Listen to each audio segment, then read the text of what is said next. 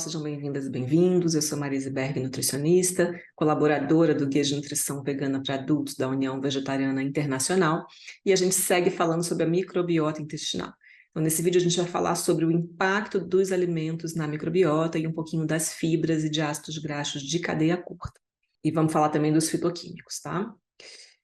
Então, eu costumo brincar muito seriamente que contar calorias é um recurso do século passado, porque hoje, com a nutrição funcional, a gente vai entender que no entorno do alimento, a gente tem as calorias, elas existem, mas tem um universo muito maior para a gente olhar.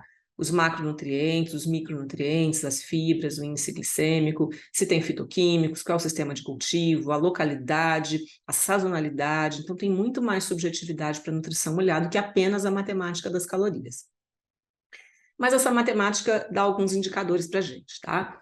Então, eu costumo usar essa recomendação da OMS, que é de 2003, mas que está válida ainda, de um percentual maior de carboidrato.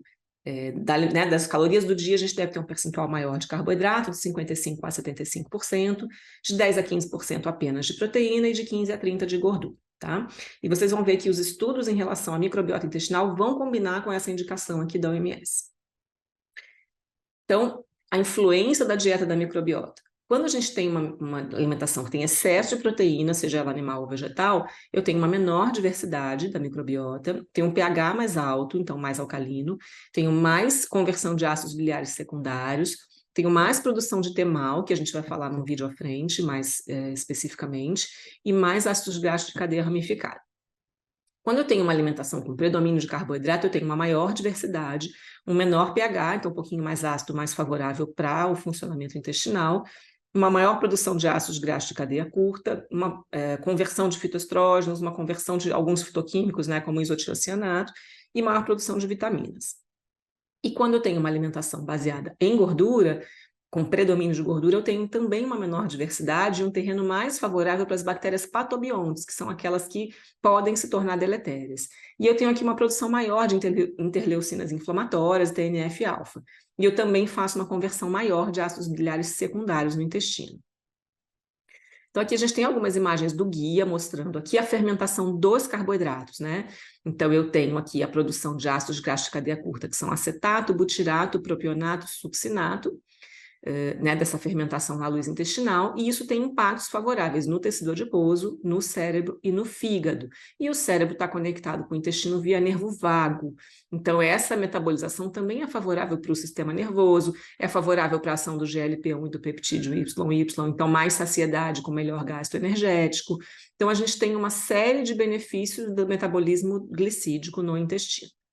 Claro que a gente não está falando do excesso de carboidrato, do açúcar, né, do refrigerante, do açúcar, dessa caloria vazia.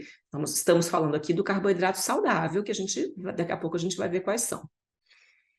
E aqui a gente tem as ações metabólicas da fermentação, né, diferente dos carboidratos e das proteínas. Então, quando a gente tem a metabolização de proteína, a fermentação de proteína, a gente vai produzir outros metabólitos. Então, eu tenho amônia, pecresol, sulfato de hidrogênio, compostos indólicos e ácidos graxos de cadeia ramificada. Então, eu posso aqui ter um impacto nessa barreira intestinal com endotoxemia e eu tenho impacto no tecido adiposo e no fígado. Isso aqui não pode ser em excesso. Isso aqui, se estiver adequado, eu consigo fazer um bom balanço dessa regulação. Mas tudo que está em setinha azul é regulação negativa dessa fermentação, tá? Então, vejam que a fermentação dos carboidratos ela é mais favorável do que a fermentação das proteínas. Então, isso aqui vai corroborando a ideia de que a gente precisa de pouca proteína e mais carboidrato na alimentação. Não pouca deficiente, mas proteína dentro da recomendação, em níveis inferiores a gente fica com uma microbiota melhor. Bom, e aí a gente vai falar das fibras, né? Que são componentes das plantas, né? São polissacarídeos armazenados nas plantas. Então, as fibras também são polímeros de glicose, que alguns a gente consegue quebrar, outros a gente não consegue quebrar. Elas não são digeridas pelo intestino delgado. Então, as fibras a gente não pode considerar nutrientes, porque elas não vão nos dar nutrição, calorias, mas elas vão nos dar ações funcionais. Então, elas não fornecem calorias, elas são essenciais, o nosso corpo não produz fibras alimentares, a gente vai ter que obter da alimentação, exclusivamente dos alimentos de origem vegetal, e elas podem ser fermentáveis ou não pela microbiota. Então, as fibras que são componentes de plantas, elas nos dão menos fome e mais saciedade, uma alimentação rica em fibras, né? aumentam o volume fecal e, portanto, o movimento intestinal, isso pode ser favorável, nutrem a microbiota e promovem a variedade de cepas, eu já falei várias vezes para vocês que uma boa variedade é importante, ajudam na regulação da imunidade, por conta daquela imunidade primária que está dentro do intestino, então ali a gente vai ter uma produção melhor de anticorpos, ajudam na proteção contra bactérias patogênicas, contribuem para aquela função de barreira, aumentam a proliferação das células epiteliais intestinais, porque quando a gente fermenta fibras, a gente produz ácidos graxos de cadeia curta e eles são combustíveis para as células intestinais, evitam a degradação daquele muco, que é onde as enzimas vão funcionar para fazer a digestão, previnem a atrofia daquelas criptas do cólon, das microvilosidades, que é onde a gente faz de fato a absorção, então a gente fica com esse tecido absortivo preservado, e ali tem a produção de ácidos graxos de cadeia curta. Então, tem diferentes tipos de fibras alimentares, elas virão misturadas nos alimentos, tá? Mas a gente tem algumas classificações, as principais são solúveis, então elas se dissolvem em água e fermentam no cólon, são fermentadas pela microbiota no cólon.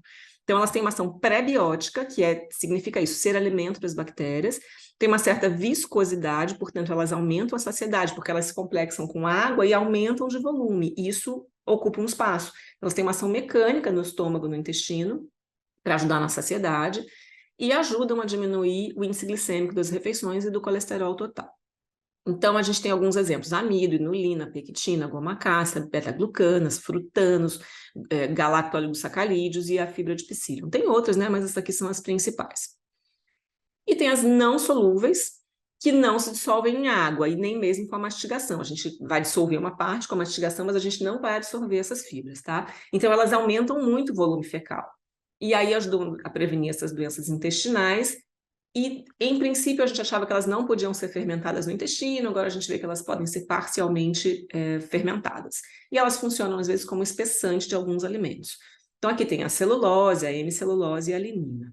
Então, assim, basicamente, as fibras solúveis estão dentro dos alimentos, né? Então, por exemplo, se pegar uma maçã, a pectina que está dentro é uma fibra solúvel e a casca da maçã vai ter fibras insolúveis, tá? Os talos dos vegetais verdes têm muita celulose ali, aquilo não é solúvel. As cascas dos cereais, a casca do arroz integral é insolúvel e o conteúdo que está dentro, o amido, é solúvel. E a gente tem um amido resistente que fica um pouco dúbia a classificação dele, porque ele não se dissolve em água, então ele não é solúvel, mas ele tem uma certa fermentação pela microbiota, tá? E aumenta também o volume fecal, também, né, retarda o esvaziamento gástrico, também aumenta a saciedade e tal. Então eu deixei ele separadinho aqui para mostrar que ele tem características um pouquinho diferentes, tá? Então, mas elas estão misturadas dentro do alimento. Quando a gente tritura, mastiga, a gente vai consumir das duas. E ao menos que a gente tire as cascas, né? Então, quando você pensa numa batata doce, a fibra está mais nas cascas do que no conteúdo de dentro, que é mais de amido. E ó, onde estão as fibras? Em todo o reino vegetal. Castanhas, frutas, legumes, verduras. Tem alguns alimentos que têm fibras muito especiais, como por exemplo a aveia, que tem beta-glucanas, que são fibras muito anti-inflamatórias e que são excelentes para a saúde cardiovascular, né? Então ali tem fós, tem góis, enfim, cada um vai apresentar fibras de um jeito diferente, né? Então, mas elas estão espalhadas amplamente dentro do reino vegetal. Bom, e aí o excesso de fibras, como tudo na nossa saúde, né, o caminho do meio é mais indicado, o excesso de fibras não é bom, porque a gente diminui a diversidade.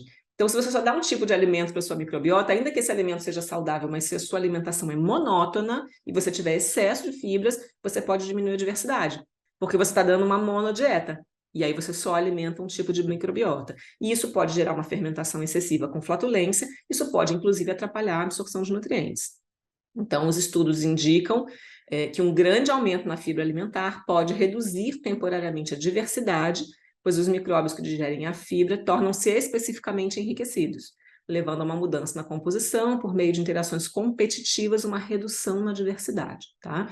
Então, é comum acontecer, a pessoa resolve virar vegana do dia para a noite, fazer uma dieta da cabeça dela e começa a comer excesso de fibras e vem com a barriga distendida, com queixas, né, gastrointestinais, com muitos gases, porque ela não soube dosar e passou de uma dieta que era deficiente em fibra para uma dieta que é excessiva em fibra, tá?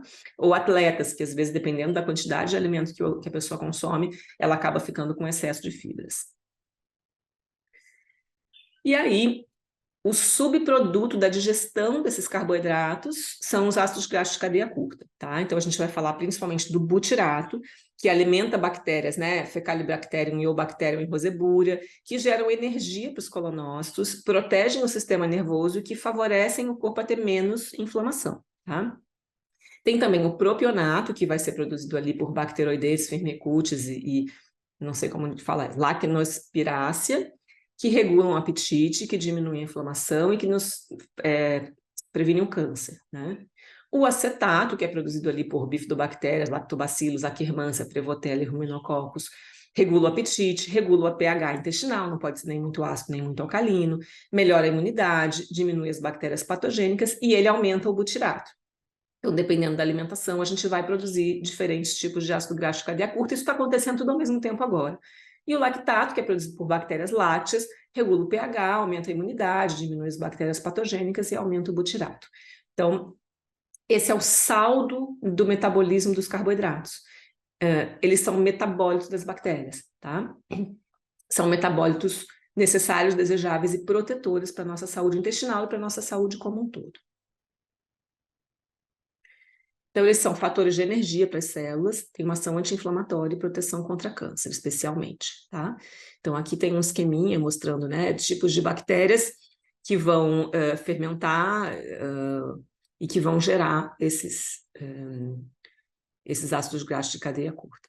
Bom, além disso, no reino vegetal, a gente também tem os fitoquímicos, que também fazem parte das plantas, né? Então, são elementos essenciais, a gente também não produz e a gente tem que obter da alimentação. O nosso organismo não vai sintetizar. Que não são fibras, tá? Mas são elementos que estão presentes nos alimentos que contêm as fibras, que são os vegetais, que a gente chama de fitoquímicos, que é um grande guarda-chuvão de uma série de famílias de compostos, são carotenoides, compostos fenólicos, e essas famílias vão se subdividindo em vários outros elementos, que são todos muito favoráveis para a nossa alimentação, para a nossa saúde, tá? E que são extremamente antioxidantes, ou seja, rejuvenescedores celulares, reparadores celulares dentro do nosso corpo. Então, a gente sabe que os vegetais têm muito mais antioxidantes dos alimentos de origem animal. Então, esse estudo é um estudo bem famoso, está disponível na internet, ele é aberto, é gratuito, que vai mostrando que os alimentos de origem vegetal, em relação aos de origem animal, têm 64 vezes mais antioxidantes. Então, uma alimentação predominantemente vegetariana, que tenha riqueza de alimentos vegetais e que tenha o uso especialmente de especiarias, vai ter uma ação antioxidante não só dentro do intestino, mas com reflexos no corpo todo. Então, as especiarias, que no cardápio indiano que eu colaborei no guia da IVU, eu usei bastante, né, especificamente nesse cardápio, elas despertam o apetite, elas estimulam o ciclo completo da digestão e do metabolismo, elas adicionam esses nutrientes antioxidantes e terapêuticos à dieta, e elas intensificam o aroma e sabor, e a gente com isso substitui e diminui o sódio e o açúcar da alimentação. Então, junto com onde tem fibra, tem também os fitoquímicos, e os dois são muito protetores para a saúde da microbiota e para a saúde do hospedeiro como um todo.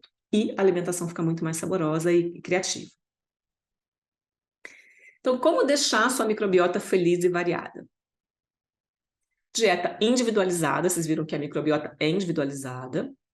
De preferência, essa dieta Whole Food Plant-Based Diet, que é o que a gente está falando aqui e orientando no guia, e minimamente uma dieta mais mediterrânea e não uma dieta ocidental, que tenha riqueza de fibras, que tenha pouco consumo de álcool, pouco consumo de gordura saturada e predomínio de gorduras mono e poliinsaturadas, exercício físico com regularidade, pré- e probióticos, simbióticos e pós-bióticos, e eventualmente até pode acontecer o transplante fecal, e cuidar dos ritmos alimentares também é muito importante por causa da regulação circadiana da microbiota, né? E é uma via de mão dupla. O nosso corpo regulado, ele regula a microbiota, que regulada regula o nosso corpo.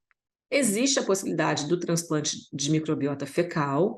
Parece que é muito eficaz nos casos de infecção grave por Clostridium, em caso de colite, condições refratárias ao tratamento, a pessoa já usou os medicamentos e não teve resolução, e até no caso da obesidade, tá? Qual é o risco, né, de transplante de microbiota? Você vai pegar fezes do coleguinha e vai fazer um transplante numa pessoa que tem esses problemas e ela vai trazer toda a riqueza dessa microbiota com todos esses elementos favoráveis. Isso vai inocular a microbiota desse hospedeiro, que começa a ter uma resposta mais favorável. Ele sozinho, a microbiota dele não faria isso, mas isso replica os fenótipos e metabólicos do doador também. Então, esse doador pode parecer uma pessoa saudável e ser saudável no contexto dele, mas algum elemento, algum metabólico dessa microbiota que nele é saudável, no outro pode não ser. Isso ainda é uma incógnita. Então, eu sugiro, como via de regra, que você crie a sua própria microbiota saudável, ao invés de usar como recurso a microbiota alheia, exceto em casos extremos, quando muita coisa já foi tentada. Por exemplo, eu acho mais favorável um transplante de microbiota antes de tentar uma cirurgia bariátrica. É um caminho, pode ser um caminho possível, né? Mas, em princípio, seria melhor a pessoa fazer uma educação nutricional e todo um acompanhamento para que ela consiga construir a microbiota saudável dela.